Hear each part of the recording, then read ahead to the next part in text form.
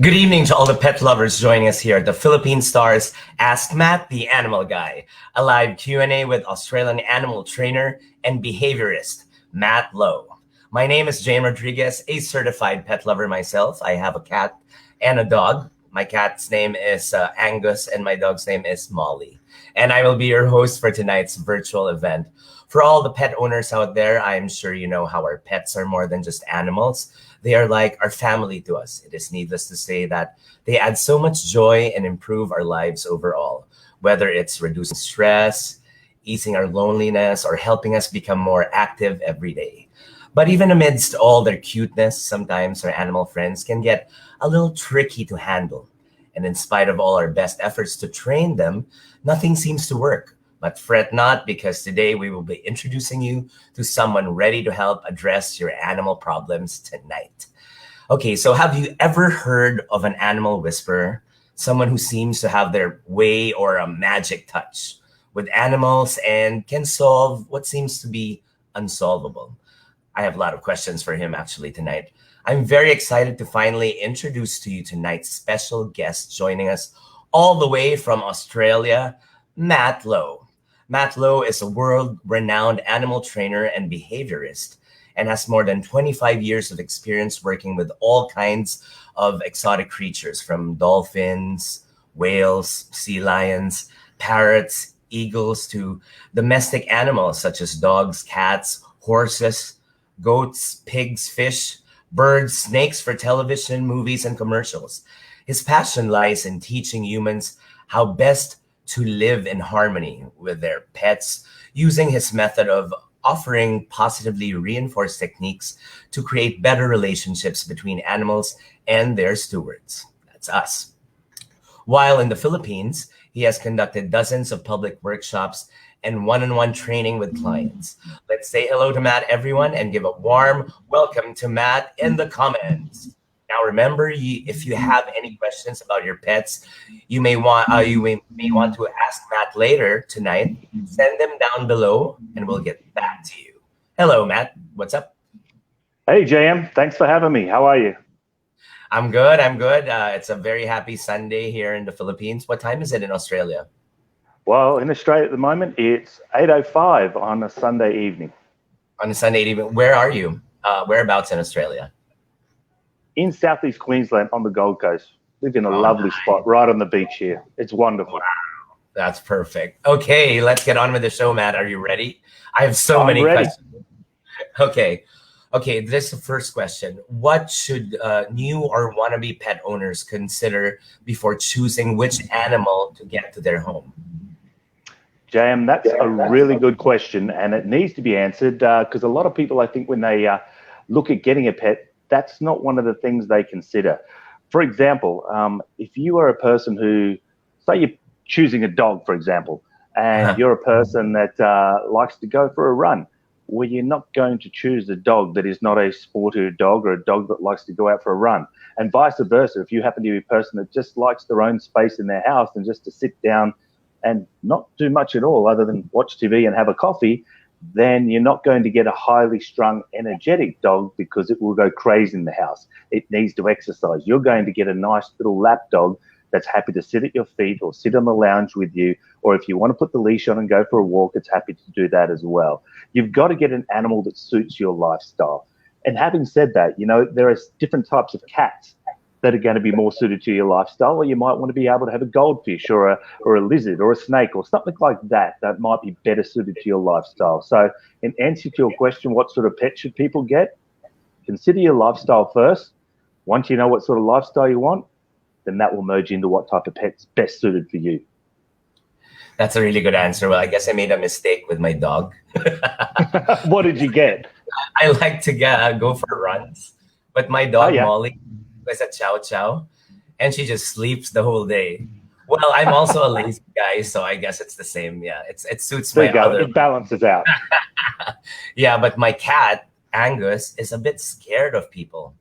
Can I fix that? Oh, really? Well, you can fix that, but in order to fix something like that, the question that needs to be asked would be, why is your cat scared and what has changed? People don't understand. Cats are very sensitive and they're very territorial. So it can be as simple as something in your house, like you've moved the furniture, you've changed something in the house, or you've got guests coming over, or you've got a new girlfriend or a new partner, whatever it happens to be. Something has changed in that pack and the cat acts a little bit different. So you need to be aware of those types of things. And when you can find out the reason why your cat might be scared, then we can adopt methodology to fixing that. But the first thing is we need to find out why they're scared. And I don't know the reason what's changed in your house, why your cat would be scared. But if you could throw me a few tips there, I might be able to give some solutions. I think it's because I have a lot of guests that come in. I like to throw like little parties. And I noticed that when my friends come, he just runs around and he doesn't want to get like touched, or he's not as friendly as the other cats that I see in my friends' homes. Yeah, perfect. You know what? My suggestion for you would be cats like to find a place where they feel safe and secure. So if you have a lot of people coming around, their environments change. So create an environment where they can feel secure. Cats like to be up high, or they like to actually hide as well. So give them an area which is their safe zone. You can tell your guests, don't go near the cat over there. Just let the cat have its own space. As the cat starts to feel comfortable, the cat might come down off its scratch pole, or it might come out from underneath the lounge, and it will come out and be around the people. But if the cat doesn't want to, that's okay. It's just as long as they feel safe. So the reason your cat gets a little bit upset and runs away is because it's got nowhere around you where it feels safe and secure. So it will go somewhere else to feel safe and secure. But you can fix that by creating a safe area for your cat around your guests. Make sense? Oh, it super makes sense. Well, I do have a safe space for him.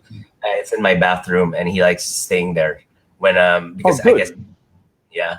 And when I have guests coming, he just stays there. So I guess that's good enough. Yeah, that's great. I just want him to be like friendlier and be more sociable. But I guess cats are different from dogs. Well, they are very different from dogs in the way they interact, but cats can still be sociable. Have you noticed cats, when you go to pat them, people try to pat cats like they're dogs. And as you made the point, that they're not dogs. So when you go to pat them, sometimes cats, they handle your pat for a little while, but then they just go crazy and their claws come out and they try to bite you and scratch you, or they try to run away. That's because they don't like to be touched, right? Cats like to sit next to you. They like to sit on the back of the lounge. They like to sit near you. They don't necessarily like to be smothered by people, if you know what I mean. They're happy to be near you. That's how they work. That's so good, Matt. Thank you so much. Okay, second question. What are unusual pet options that are actually good to consider? Are pets like birds, lizards, snakes, 2 pigs safe for kids? But pigs too, are they safe for kids? That's an interesting question. Are pigs safe for kids? Well, I used to have a pet pig also, by the way. So did I, actually. I had a pet pig as well. And pet pigs are actually a lot of work. One, they eat an awful lot. 2, they're also very smart and they need a lot of enrichment. If you don't give them, when I say enrichment, they need things to do to occupy their time, because if they're not going to occupy their time with things to do, pigs naturally destroy stuff. I don't know if you're one you had destroyed things, but mine just went crazy, dug up everything. So are pigs a good choice for kids? Probably not. Are they safe for kids? I would suggest not. I think because the reason I think they're not that safe for kids is because it's in the training. You need to be able to condition your animals to be family safe. Just like some breeds of dogs aren't going to be family safe. I would have other choices over these particular breeds of dogs and pigs, versus maybe, say, lizards or birds or goldfish. They're a much safer bet for children, more so than the pigs. Well, my pig was always outside, never went in our house, my grandma's house. So he would just run around, and we had like a big lawn, so never really like destroyed anything. No. Well, ours destroyed our garden and the dog's bed and a few other things. You know, it took over the dog's bed and the dog's food bowl. It ruled the roost. Yeah, my pig's name was Porky. I was a very appropriate. Very, very smart kid. For those who are considering getting a dog, what breeds would be good for beginners, and how about cats? Well, you know, breeds for beginners, I would suggest things like Labrador, Golden Retrievers. Everybody loves those guys. Poodles, Cavalier King Spaniels. Those types of breeds of dogs are very family orientated. They're easy to train. They tend not to be very aggressive or moody.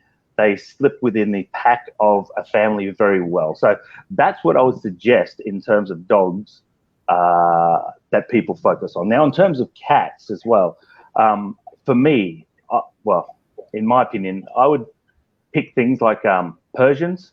Persians are a great cat to have. They're quite placid. They tend to, what would I say, dovetail into the pride. I call it a pride. With a dog, it's with a pack, and with cats, it's a pride. But if you look at lions, say, for example, out in the field, when they're in their pride, they like to come up to the pride leader. They generally rub their face along the pride leader, and then they just fall in a heap, and they're happy to sit next to the pride leader. Persian cats are a lot like that. Other cats, not so much. You'd notice they tend to be a little bit more aggressive. They tend to be more defensive. They don't fit well in with the family or the pride, and they're always on edge, prowling the streets, making sure no other males come around, which is okay if that's what you want, but you need to be sure on what you're getting when it comes to cats. I have a Scottish fold. It's Okay. pretty much like short-haired, yeah, and it's really cute. Looks like an owl. Oh, that sounds lovely. Is he friendly with you? Very friendly with me. In fact, he's somewhere out here. He's probably gonna drop by later. I notice when I'm busy, he like just crosses. So I'll probably pick him up later. Good. I'd like to see him. Yeah, Angus, where are you?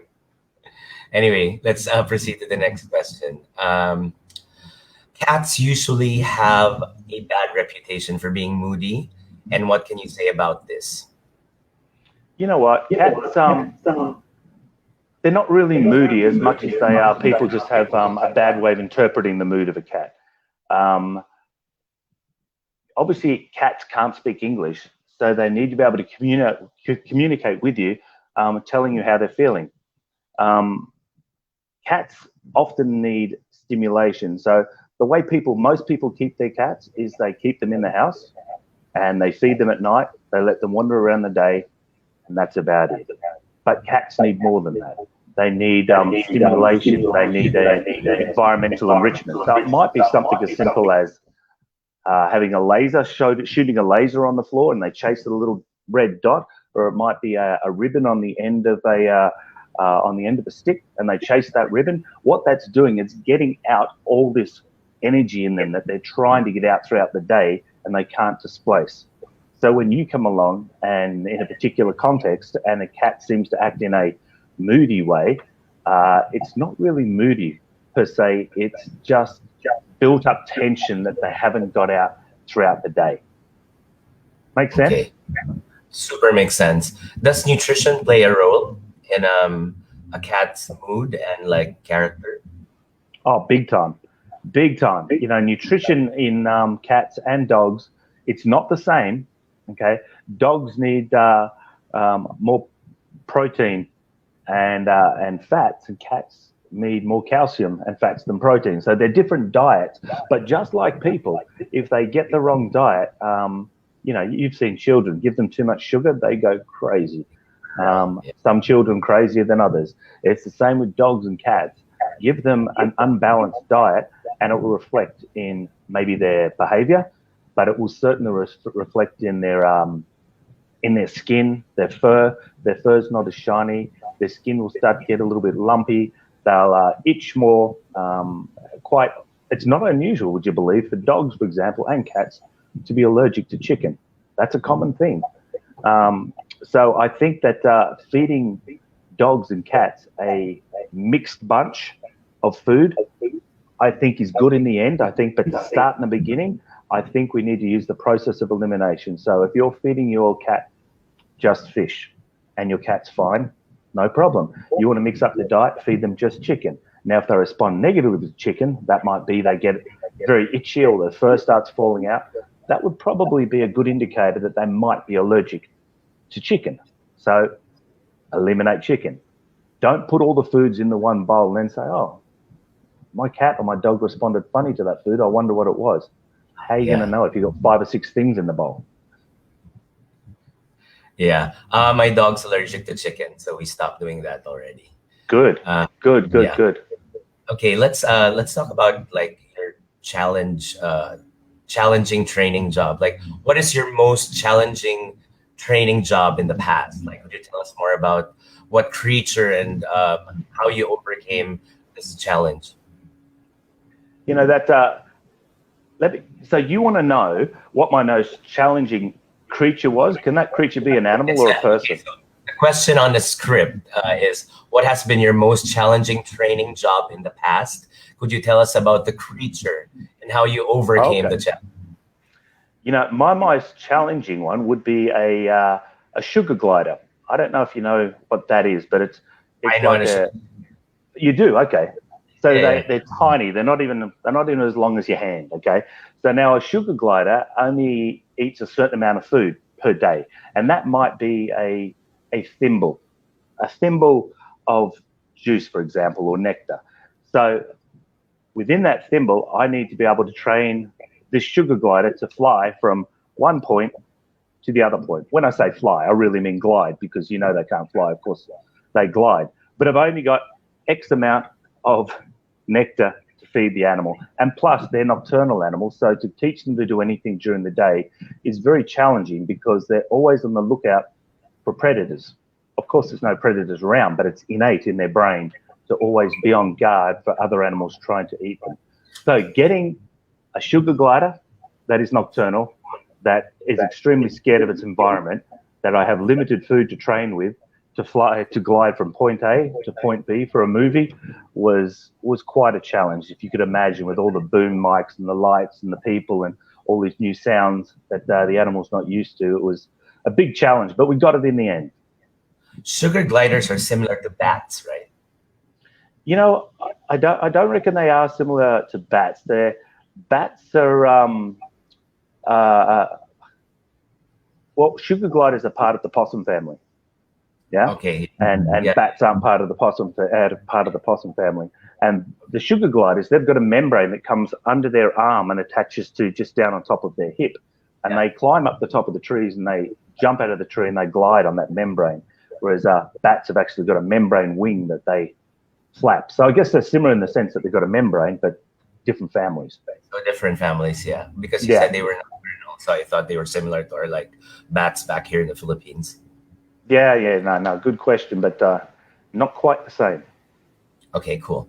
Next question. A few days before the show, we asked our followers if we had any pet problems and collected some of them to answer. Great. From about training, from owner Felisa. How early or young should you start training your pets? And what are the most important skills you should learn early? Sorry. Oh, there. Here we go. My Bichon, she is 2 months, almost 3 months old. I was just wondering how young should I start training my pet, and what are the most important skills that they should learn at an early age? That's it. You know, that's a good question. Training is a very broad word, because when people say training, I think they might be talking about things like sitting, stay, walk on the leash, heel, come when called. That's part of training, but training happens way, way before that. So I can see she has a little dog there. I'm not quite sure how young that, how young was that dog, she said? Was it 2 years? My name is Val, and this is my Bichon. She is 2 months, almost 3 months old. 2 months. I was just wondering. 2 months. Okay, great. Well, at 2 months of age, I would be training that little dog to, first of all, come when called, stay, and walk on a lead, and to eat when told as well. So at 2 months is probably a perfect age. But you have to remember that also, because they're young dogs, you can't be too strict on them. Okay, they're still just puppies. And I think one of the most important things when you're teaching dogs, especially young dogs, is clear communication. Dogs don't talk like people. They don't communicate like people. But the problem is people try to train their pets like they train their children. And it doesn't work like that. We don't think the same. We don't act the same. We need to be able to give good communication lines between the owners and the pets. So when the pets are young, I would start with things like coming when called, just putting the leash on the dog so the dog gets used to walking with the leash, not expecting miracles. The dog just has to get used to walking on the leash, and you need to be able to reinforce the dog for doing the right thing. Reinforcing positively is not just verbal, but also with food as well. So 2 months would be a good age, but I would just caution you on how strict you are with some of the behaviors. Okay, second video, please.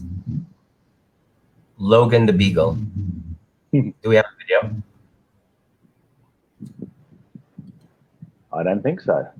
Okay, that's just Logan the Beagle. The question is, how do you get beagles to stop chewing on stuff like furniture if there are no more chew toys around?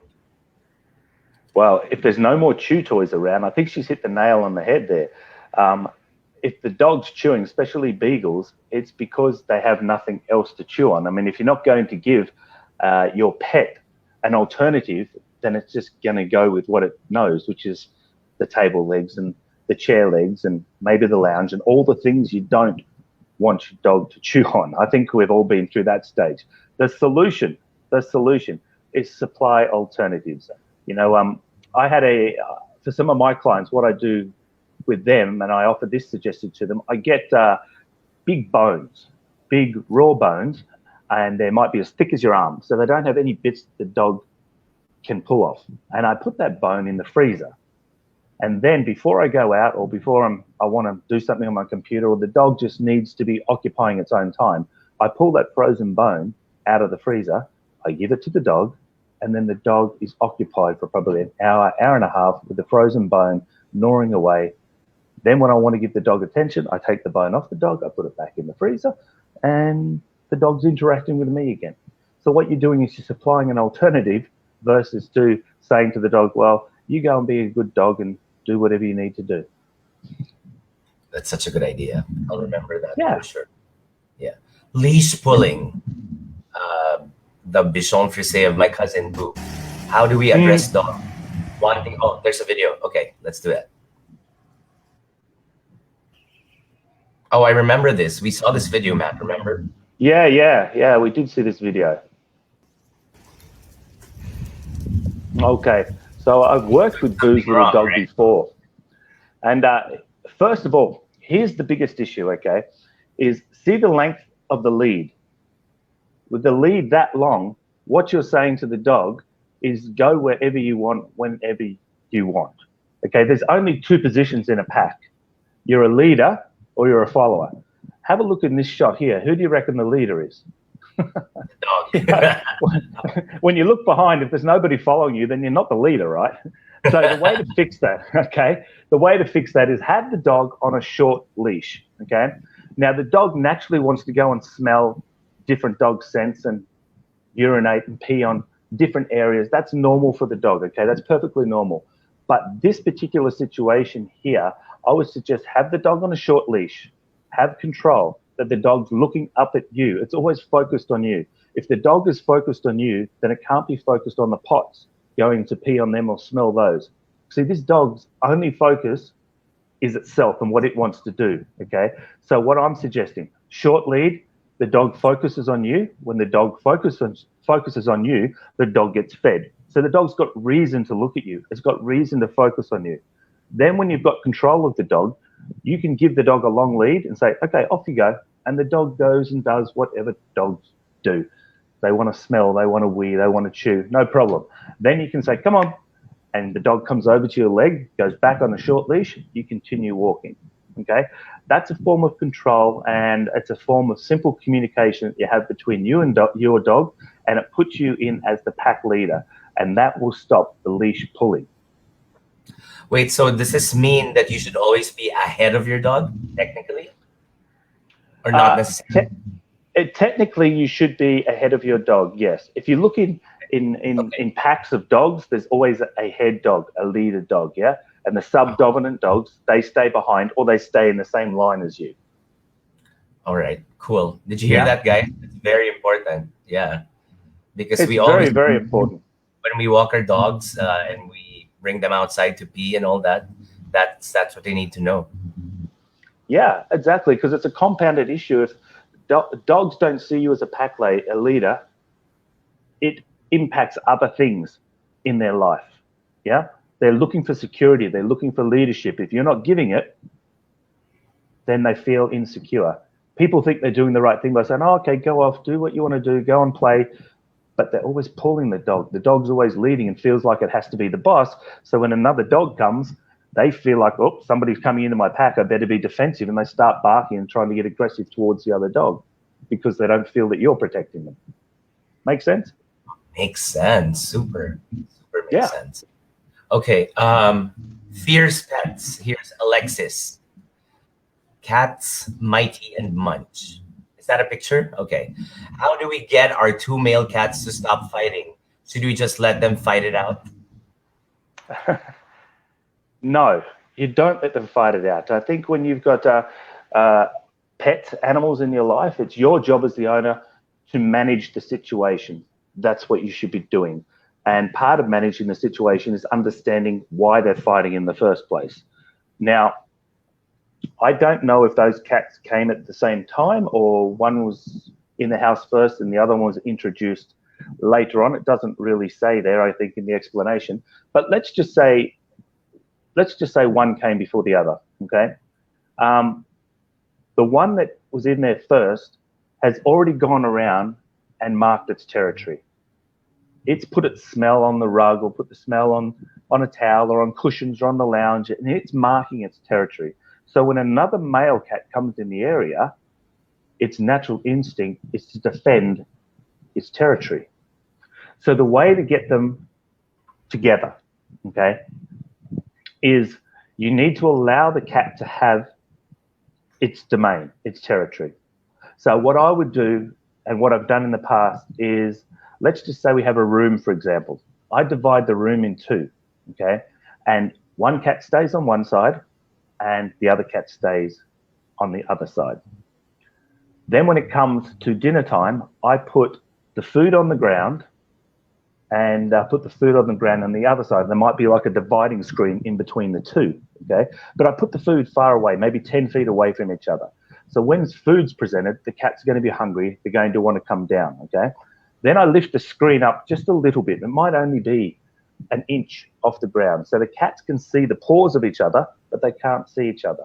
And I might do that for a week. And I can tell by the animal's behavior when they're starting to feel comfortable around eating. They're not feeling skittish or a little bit anxious about the other cat.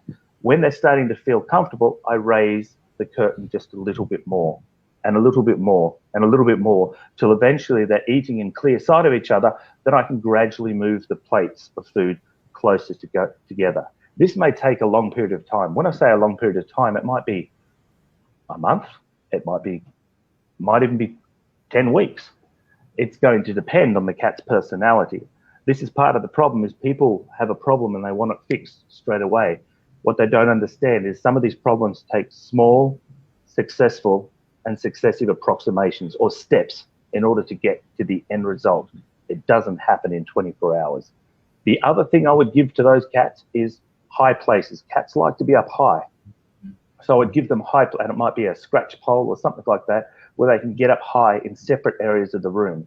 So that cat can have its domain over there, that cat can have its domain over here, and they can feel safe in their own area. They don't feel like they've got to have a clash with each other in order to take over each other's area. Okay? Wow, Matt, I'm learning so much today. You're really good. I'm glad you are. Margot's Labrador Amanda. How do we tame their enthusiasm? Oh, there we go. The question is, in the morning, the first time she sees me, she loves me too much that she really bites and I have bruises. So how do I prevent her from doing that? All right. Well, this is a really common one. And remember before when we were talking about what to train dogs first up, and when people think about training, they think about, oh, I've got to walk the dog and I've got to sit the dog, and those are types of training. But people are training their pets and they don't even know they're training. Let me tell you how that excitable dog behavior happened. She says the dog loves her too much, but I'm pretty sure if she's like most other people, when she wakes up in the morning or when she comes home from work and she walks in the door and say the dog, I forget what the dog's name was, Sally, for example, she'll walk in and she'll go, hi, Sally, Sally, Sally, how are you? How are you, my little, come here, Sally, Sally, how are you? And the dog carries on and its tail's going and jumping up and down and trying to lick her all over the face. What she's doing is she's training the dog to say, this is the way you greet people, whether they're big, small, old, little, this is the way you interact with people. It's not the dog's fault. This is what you've trained them inadvertently. You need to understand what you're training. You're reinforcing the dog for responding that way. Solution. This is the solution.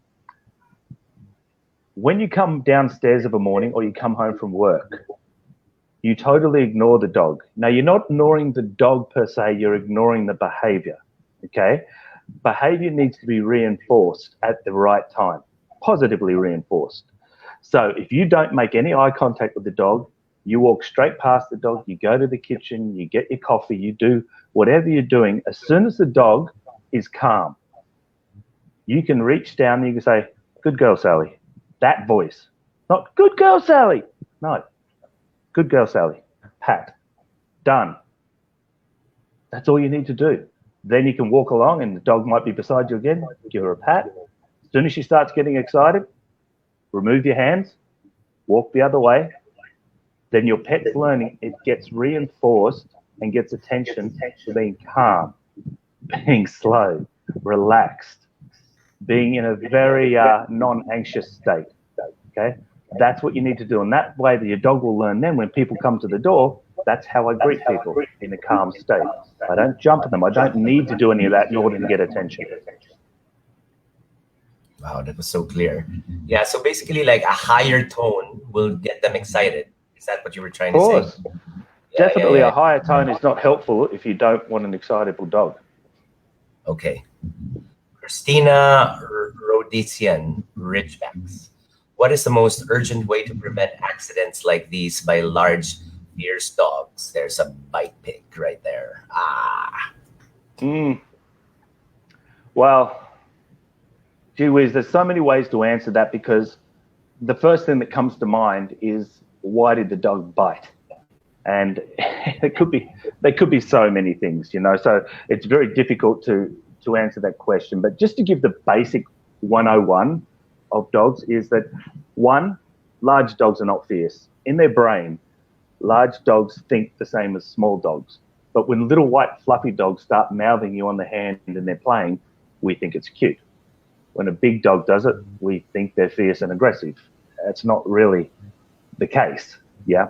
So the dogs mainly bite not so much out of aggression, but more so out of defense. So if somebody has been bitten, there are a number of common things that happen as to why they get bitten. One, you go in the yard on your own and the owners aren't home. You go near their food source, their bowl. You get in front of the person and the dog gets defensive and tries to keep the person away. And the only way they know is they bite. Prior to that, they give a whole heap of body language signals to keep people away. But most people, unless you know what you're looking at, they don't pick up on that. But more often than not, it'll be a dog standing square on, head down, ears will be down as well, and you'll see the tail down as well. These are clear signs, keep away. Now, from the owner's point of view, if a dog feels that they have to be defensive when somebody comes into the house, that's because the dog feels that you are not the leader of their pack. The dog feels in that context, when somebody comes in, I have to protect you, which is okay. But as a pack leader, the owner, you should be able to say, good boy, enough. Wait, go sit down. And the dog should be able to calm down and go, because they know the pack leader's got this under control. So in regard to why do they bite, there's a number of reasons. One is you're quite obviously not a pack leader of that pack. And two, the people aren't picking up on the signs of the dog saying keep away. Cool. Trisha's German Shepherd Falco. Can This is two Falco, dogs my coexist? 9-year-old super fierce German Shepherd. Now lately we've been thinking about getting a small dog here at home, but Falco's trainers have been telling us that it's just not safe for us to get another pet because he's just so territorially aggressive. So what do you think? Do you think it's really impossible if he hates other dogs? He's so sweet to humans though. See, look.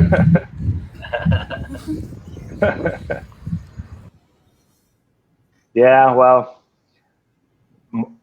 my advice would be do not get another dog at this point in time, a little dog, because that will be a problem.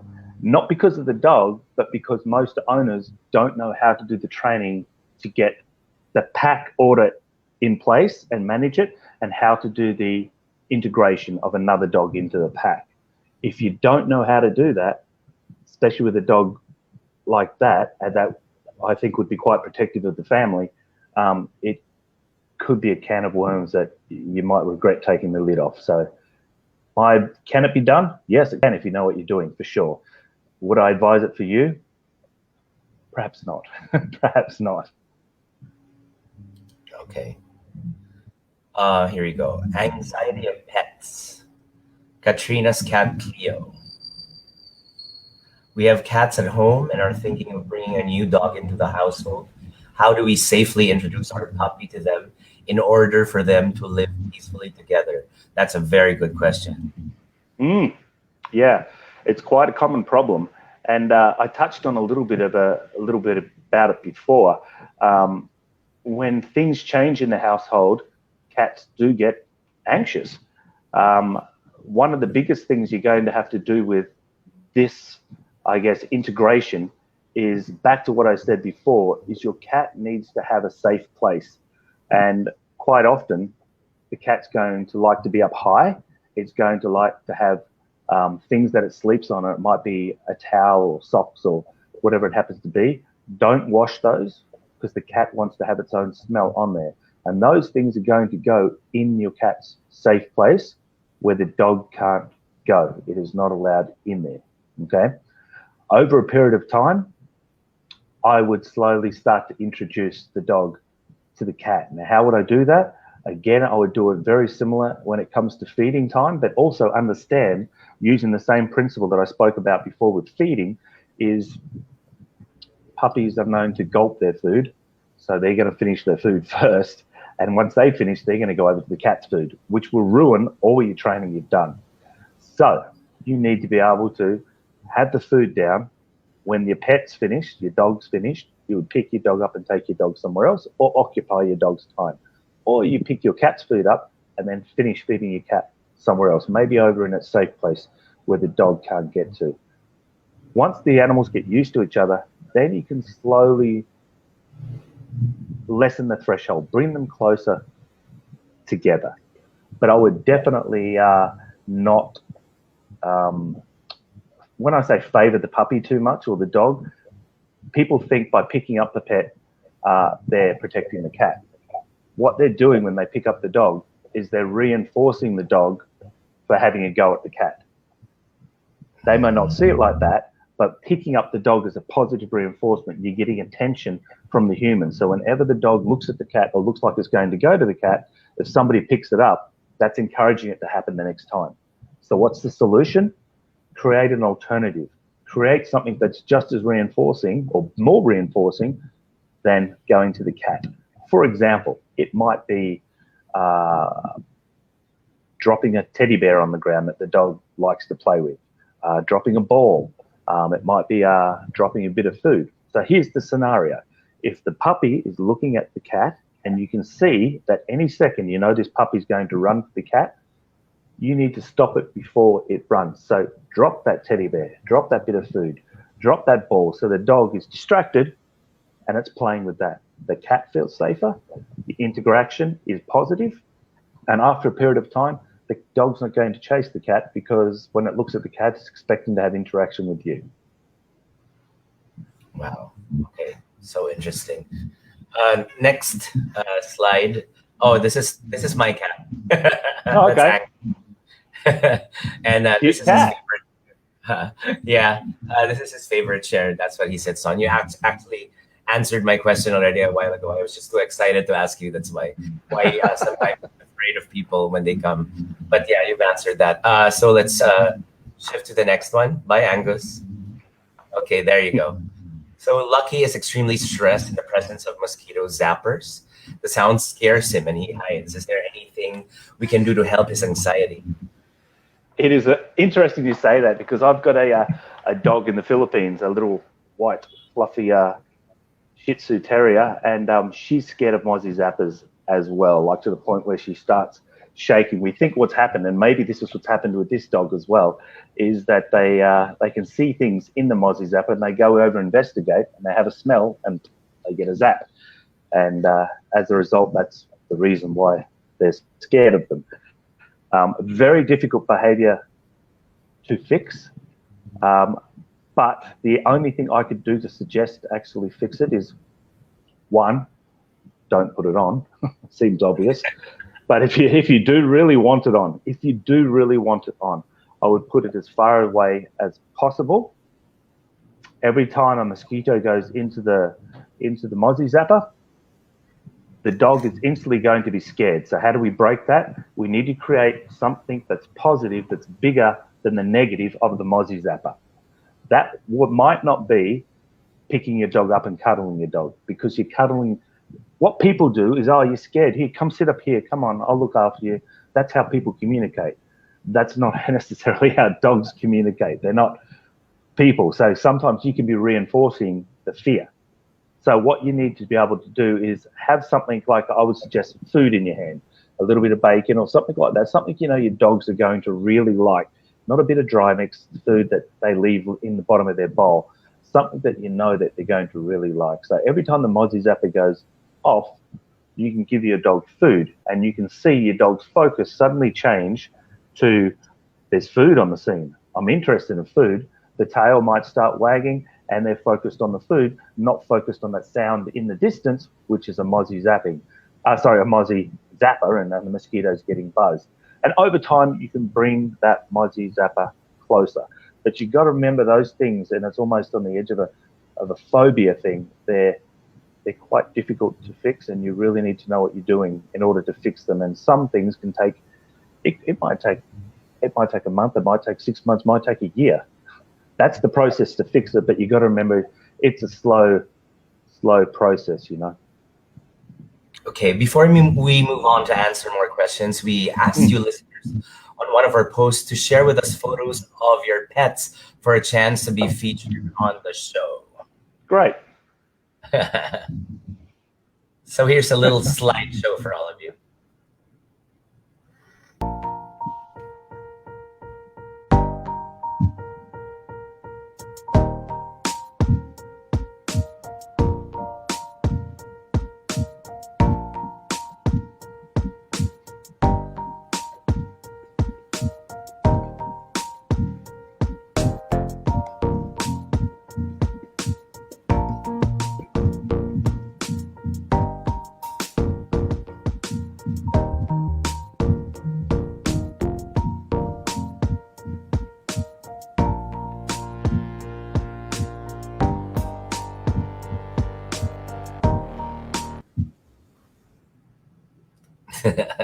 That was cute.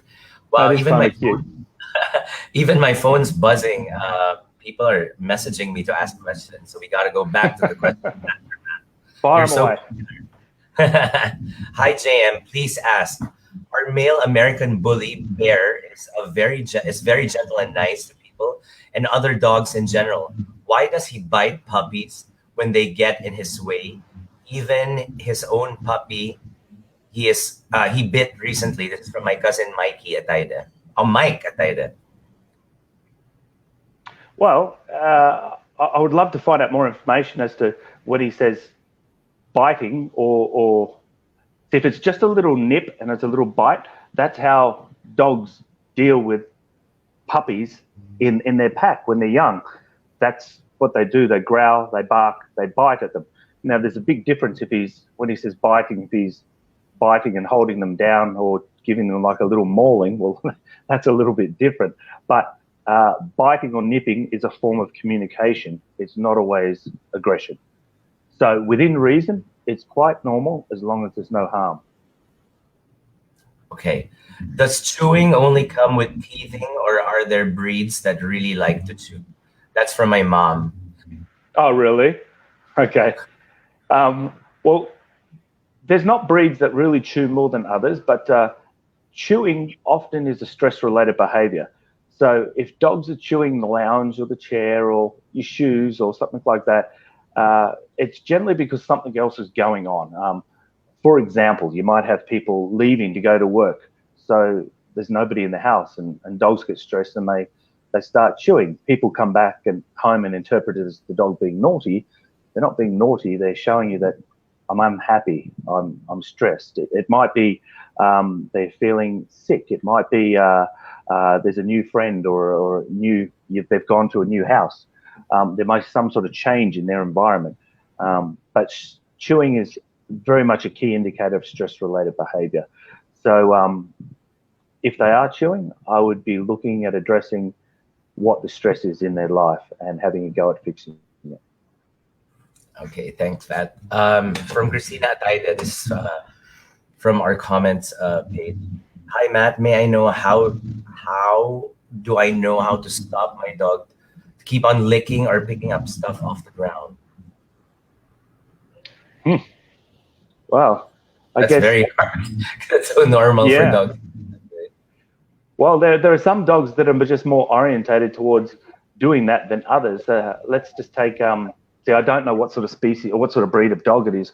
So it's a bit of a broad question, but let's just say it's a beagle, for example, and beagle are very olfactory orientated, very scent orientated. That's one of the strongest functions on them.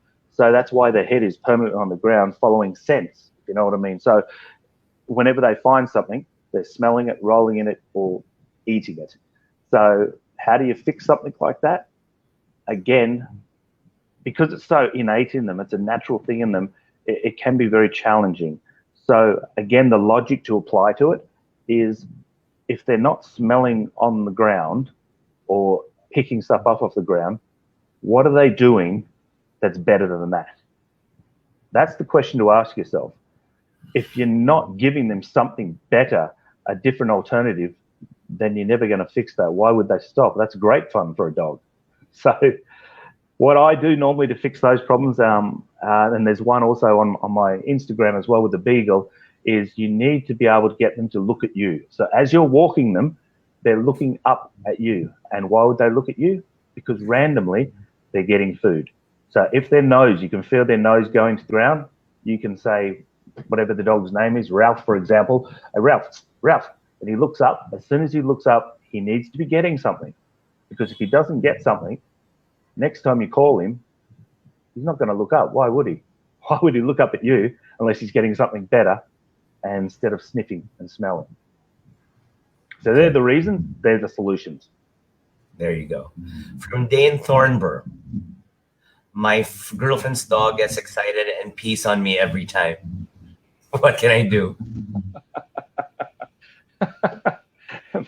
What can he do? He probably smells like the wall. That's right. It's probably trying to make him smell better. What can he do? Well, here's something that probably sounds silly but true. Get off the ground. Stop laying on the ground. Get up so he can't pee on you. That was cute, though. From Ian Watts, what's a good way to negate excessive barking? Interesting question. Excessive barking. Okay. First of all, I think you need to establish that barking is normal. It's a way to alert the pack. That's step one. Step two is to establish yourself as a pack leader, okay? So if a dog is barking and the pack leader comes out, let's just say that's you, should be you, and you say the dog's name is, I don't know why I keep saying Ralph. Ralph just keeps coming to mind. I don't know, but let's call him Ralph, right? And Is that your dog's name, Ralph? No. No, for some reason it reminds me of a cartoon when I was a kid. Ralph and Bird or something. Anyway, so you say to Ralph, oi, stop. Ralph should be stopping because he's alerted the pack. The pack leaders come out. Then there's peace and harmony again. If he's not stopping barking when you speak, you need to give him reason to stop. Okay, so again, you could, see, dogs, when they're excited, they get this excited brain, and it's really hard to turn their brain to focus on you, okay? So what I've done in the past, which has been very successful, is you need to snap their brain out of it. And some of the ways to do that is you can use your hands, for example.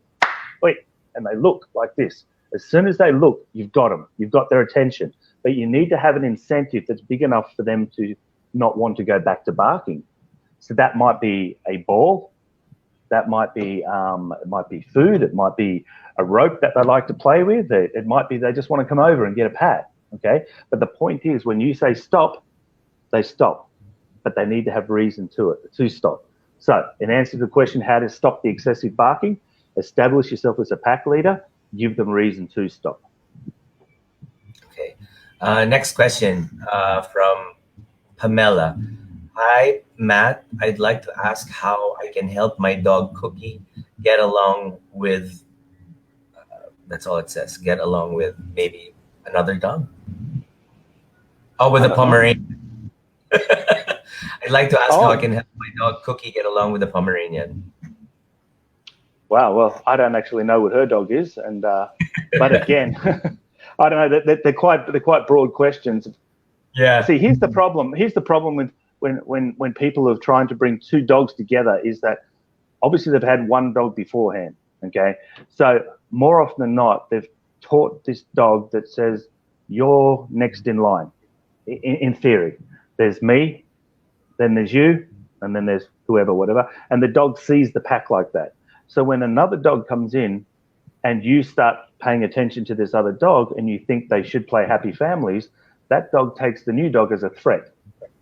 So you need to be able to manage the pack and create an environment and a situation where they can still have their pecking order, but everyone understands where they stand. Okay, people get involved in this and they start messing up the order. They think it should be fair and there should be equality amongst the dogs and everything, and it's confusing for the dogs. Dogs like to know, I'm in charge, you're next, then we've got happy families. If people try to put them on level pegs, there's always going to be a challenge. Okay, here's a follow-up question from Tracy. Hi, Matt. This is a follow-up to my question you answered earlier about additionally, how do we make sure our future dogs do not develop this attitude so we can have more than one dog in our household? Okay. Can you read that question again? That was. Let me ask our EP what Tracy's question was before. Can you guys do a follow up to that, please? Oh, this one. Yeah, you remember this? I remember this lady. Yes. Yeah. Yes. Okay, and she's so asking me. Yeah. Go ahead, Matt. She's asking me how to make that work, right? The little dog and the big dog, yeah? How do we make sure that dogs will not develop this attitude so we can have more than one in our household? Yeah. Well, you answered and you said, I think what you said was it'd be hard, it would be difficult for them to get another dog.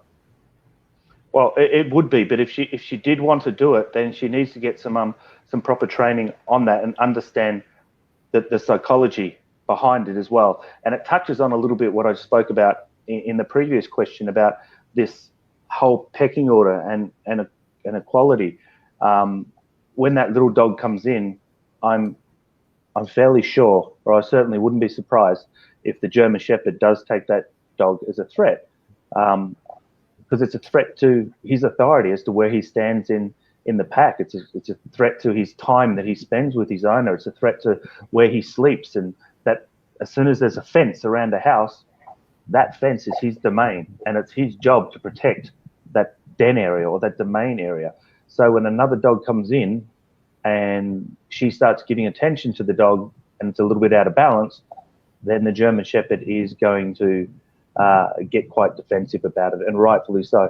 So she needs to understand the dynamics there, which is what I spoke about previously, and how to manage that. So unless she's prepared to get some sort of professional help on that with introducing those dogs, I would suggest maybe she has a bit of a think about it first. Okay. Is it true that animals, example dogs, don't really understand what we say to them? Yeah, it's true. Sorry to burst your bubble, but it's true. But my dog understands specific words. Like, well, my dog speaks in a dialect, Ilonggo. So when we say naog, he knows that he's going to go down. She knows she's going to go down. All right. Next time you do it, because I don't speak Tagalog, but I'll use an example for English. When you say to your dog, sit, okay, you could just say it, and your dog will sit. If you say down, you can just say ow, ow, or something like that sounds like down, and your dog will probably do the same. What it is, it's called word association. So when you say sit, you generally praise your dog, so the dog will continue to sit. So when it hears a sound like that, it's going to say, well, what did I get reinforced for? What did I get praised for? What did I get good boy for last time? That's what they do. When you say down, or you're going downstairs, I'm assuming you're probably going to take your dog for a walk, and the lead's downstairs, and the dog likes being on the lead because it goes for a walk. That's reinforcing. So when you say down or sounds like that, the dog associates it with a lead and a walk. That's positive reinforcement. So it's word association. It's word association. But it's not like you can say, hey, listen, can you go down the shop, get some milk, bring back some change, don't forget to get the paper. Yeah. That's not going to work. Yeah. Okay. Last question from, wow, dude, it's been an hour. I can't believe that was really quick. That's gone fast. Yeah, I know, right? We just were. I know. It was really, really interesting. Last question from Zachary. No. Hi, Matt. I'm 9 years old. I have 2 dogs. How can I make them love me more? Oh. Good on you, Zach. Zach, the best way to get them to love you more is just spend time with them. Play with them, throw a ball for them, sit with them, spend time with them. That's the best way to get them to love you. Be part of their pack. There you go. And that was our last question, Matt. Thank you so much for everything. I learned so much. Thank you, JM. It's 1 hour. I know, and it went so fast. It went so fast. Well, before we say goodbye, Matt, is there a final message you'd like to give our viewers watching tonight? Yes, there is actually. In everything you do, I would suggest that you set your animals up to succeed. And what do I mean when I say that is, don't ask them to do things that you know they're going to fail at. Set them up to succeed, and that comes down to your training, your communication with the animal. Clear, concise, positive communication is the key. There you go. So for all those watching, please share this live stream with your fellow fur pets, animal-loving friends, or new pet owners who you think would benefit from the tips that Matt shared with us this evening. You can also let us know how much you enjoy the show by tagging us on social media at Philippine Star on Facebook, Twitter, and Instagram. Thank you so much for joining us today. My name is J.M. Rodriguez, your host, and this has been the Philippine Star's Ask Matt, the Animal Guy, a live Q&A with animal trainer and behaviorist Matt Lowe. You're so awesome, Matt. Thank you so much. Happy Sunday, everyone. Thank you. Bye-bye. Cheers.